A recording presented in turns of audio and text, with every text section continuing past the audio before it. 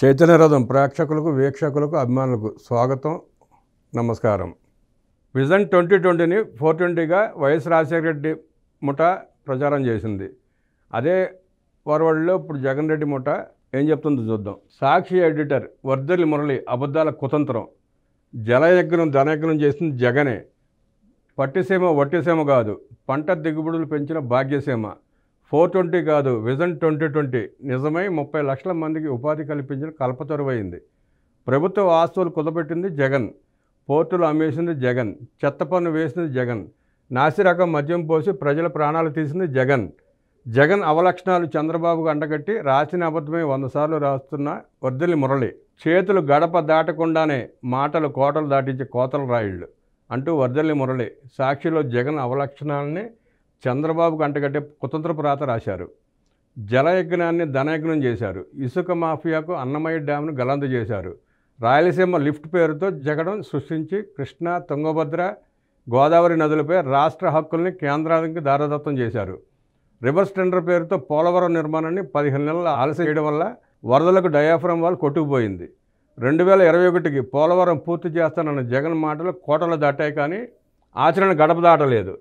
పట్టిసీమను ఒట్టిసీమని జగన్ ముఠా ఎగతాళి చేసింది. రికార్డు సమయంలో పట్టిసీమను చంద్రబాబు పూర్తి చేయడం వల్ల రూ. 50,000 కోట్ల విలువైన పంట దిగుబడులు వచ్చాయి. రాయలసీమకు పట్టిసీమ వల్ల నీటి లభ్యత పెరిగింది.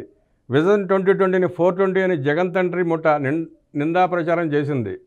విజన్ 2020 నేడు నిజమై సైబరాబాద్ ఉమ్మడి రాష్ట్రంలోని 294 నియోజకవర్గాల్లోని రైతుల బిడ్డలకు, కూలీల బిడ్డలకు 30 లక్షల మందికి ఉద్యోగాలు, ఉపాధి కల్పించింది.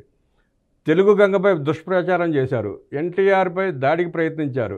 నేడు తెలుగు గంగే రాయలసీమ, నెల్లూరు జిల్లాలకు వరప్రసాదమై నిలిచి ఉన్నది. రేపు పోలవరం నదులు అనుసంధానం నిజం కాబోతున్నది. స్వర్ణాంధ్ర విజన్ 2047 డాక్యుమెంట్లో పేర్కొన్న నదుల అనుసంధానంలో భాగంగా జలహారతి కూడా నిజమై కృష్ణా, గోదావరి జలాలు రాష్ట్రమంతటా గలగల పారి కరువు రహిత ఆంధ్రప్రదేశ్ ఏర్పడుతుంది. భవిష్యత్తును చూడలేని కబోదులు విజన్ను ఎగతాళి చేసి సునకానందం పొందుతారు లేదా విధ్వంసం రచన చేస్తారు. జగన్ రూపకల్పన చేసిన గోదావరి బనకచర్ల ప్రాజెక్టును చంద్రబాబు కాపీ కొట్టారని మరో అబద్ధం సాక్షిలో రాశారు. గోదావరి బనకచర్ల క్రాస్ రెగ్యులేటర్ అనుసంధానం కోసం చంద్రబాబు 2019లోనే వైకుంఠపురం దగ్గర శంకుస్థాపన చేసిన దృశ్యాన్ని రాష్ట్రమంతా చూసింది.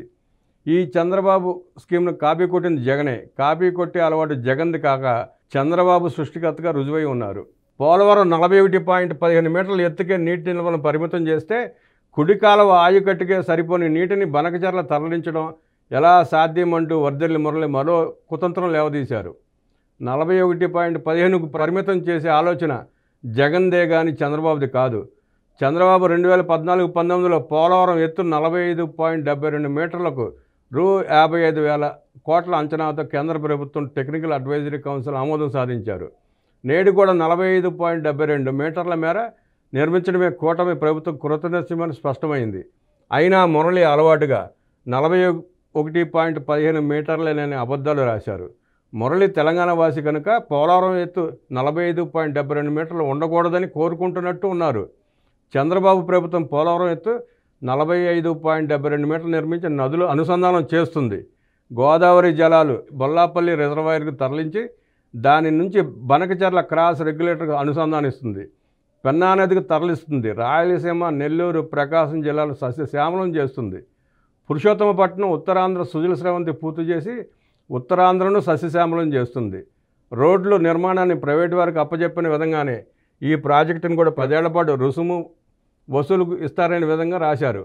గతంలో జాతీయ రహదారుల నిర్మాణంలో కూడా ఇలాగ ప్రజలను రెచ్చగొట్టారు. ఈరోజు జాతీయ రహదారులు ట్రాక్టర్లు, ఆటోలు, 2 వీలర్లకు టోల్ వసూలు చేయడం లేదు. కార్లు, భారీ వాహనదారులు కూడా ఈ రహదారులపై చక్కగా ప్రయాణం చేయగలుగుతున్నారు. సమయం ఆదా అవుతున్నది. కుదుపులు లేవు. వాహనాలు రిపేర్ల ఖర్చులు, డీజిల్, పెట్రోల్ ఖర్చులు ఆదా అవుతున్నది. ప్రతి నూతన స్కీమ్పై రాజకీయ స్వార్థం కోసం అబద్ధాలు చెప్పి ప్రజలను రెచ్చగొట్టడమే పనిగా పెట్టుకునేది అవినీతి సాక్షి మీడియా. P4 విధానం ద్వారా పేదరిక నిర్మూలన సంకల్పంపై కూడా విషపు రాతలు రాశారు. చంద్రబాబు డ్వాక్రా వ్యవస్థను పెంచి పోషించి 1 కోటి మంది మహిళలను పేదరికం నుంచి విముక్తి చేశారు.